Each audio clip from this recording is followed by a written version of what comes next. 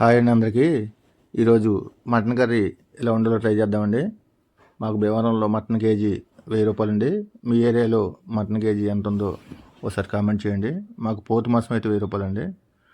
మనం కళాయి పెట్టుకొని నూనె వేడి అయ్యాక ఉల్లిపాయ ముక్కలు వేసుకోనండి. ఉల్లిపాయలు కొద్దిగా గోల్డ్ కలర్ వచ్చాక మటన్ వేసేసుకోవాలండి. మటన్ వేసేసి కలిపేసుకొని దాంట్లో కొద్దిగా పసుపు, అల్లం వెల్లుల్లి పేస్ట్ వేసి కొద్దిసేపు మగ్గనివ్వాలండి. ఒక 5 మినిట్స్ మగ్గాక దాంట్లో కారం వేసేసుకోవాలండి.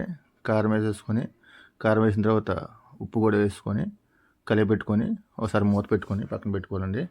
ఈలోపు మీరు మా ఛానల్ని సబ్స్క్రైబ్ చేసుకోండి, వీడియోని ఒక లైక్ చేయండి.